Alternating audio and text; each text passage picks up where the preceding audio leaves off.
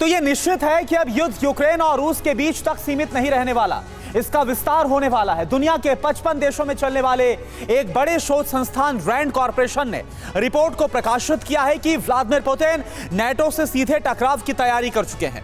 इस टकराव में आत्मरक्षा और आक्रमण दोनों के लिए मुख्य हथियार परमाणु मिसाइलें बनने वाली हैं।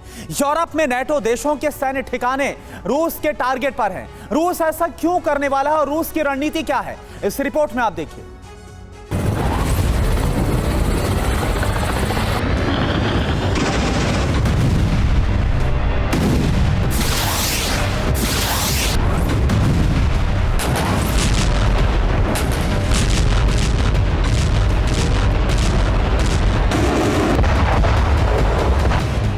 एटमी प्रहार को तैयार है रूस की इंटरकॉन्टिनेंटल बैलिस्टिक मिसाइल।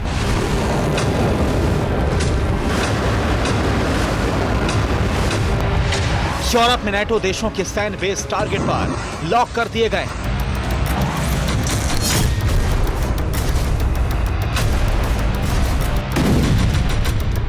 रूस नाटो से सीधे युद्ध के अंतिम चरण की तैयारी पूरी कर चुका है।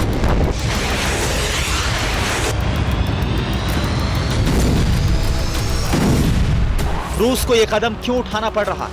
ऐसी क्या वजह है कि अब पुतिन ने दुनिया के सबसे बड़े युद्ध का कठोर फैसला ले लिया?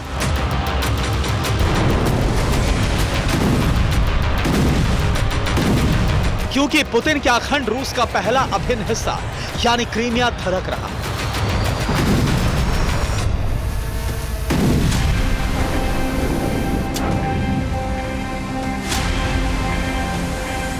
क्रीमिया पर बारूद तो यूक्रेन बरसा रहा, लेकिन इसके प्रायोजक अमेरिका और ब्रिटेन।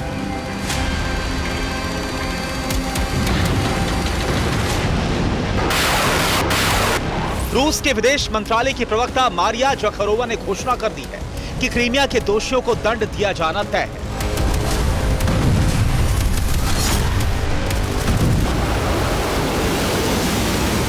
घोषणा हो चुकी है, प्रतिशोध की जमीन भी तैयार हो चुकी है।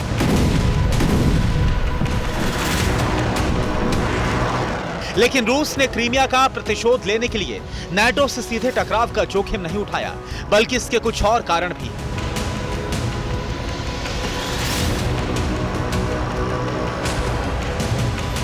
ब्रिटिश खुफिया एजेंसी ने रूस की आर्मी लीडरशिप पर एक रिपोर्ट जारी की है। इस रिपोर्ट के मुताबिक रूस की सेना नेतृत्व विहीन हो चुकी है। करीब 600 दिन से जारी युद्ध में रूस की सेना ने बड़े बड़े सैन्य अधिकारी गंवाए हैं।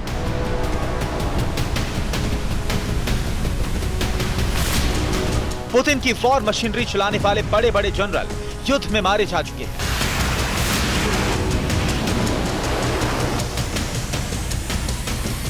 ये युद्ध में मारे जा चुके वो बड़े अधिकारी हैं जिन्होंने यूक्रेन में विशेष सैन्य ऑपरेशन की कमान संभाल रखी थी। ये पुतिन के करीबी थे और यूक्रेन विजय की जिम्मेदारी इनके कंधों पर थी। इनके मारे जाने के बाद रूस का विशेष सैन्य ऑपरेशन दिशाहीन हो चुका है। इसलिए विशेष सैन्य ऑपरेशन को अब महायुद्ध में बदलने का फैसला लिया गया है।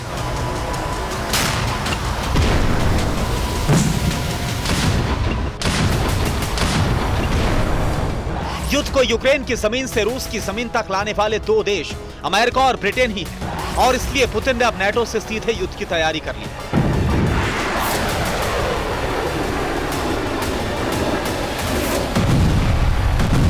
इसका सबूत है ये रिपोर्ट। इस रिपोर्ट के पेज 8 पर दर्ज विकल्प ए और विकल्प एफ में साफ लिखा है कि नाटो पर हमले और यूक्रेन पर परमाणु प्रहार।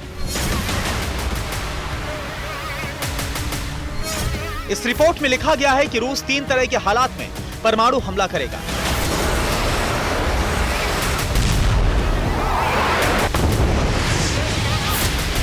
पहली स्थिति होगी कि अगर रूसी हमले में यूक्रेन में मौजूद नाटो स्टाफ की मौत हो जाए। इसके बाद अगर नाटो रूस से बदले की तैयारी करे, ऐसे में खतरे को भांपकर नाटो पर पहला परमाणु हमला कर देगा। दूसरी स्थिति होगी अगर रूस क्रीमिया में जासूसी करने वाले अमेरिकी टोही विमानों को मार गिराए। इसके बाद नाटो रूस के एयरबेस पर हमला करे तो हमले रोकने के लिए रूस परमाणु हथियार चला सकता है। तीसरी स्थिति यह होगी कि अगर यूक्रेन को नाटो से सुरक्षा गारंटी मिली और यूक्रेन रूस की जमीन पर हमले करता रहा तो पुतिन यूक्रेन पर बड़ा परमाणु हमला कर सकते हैं।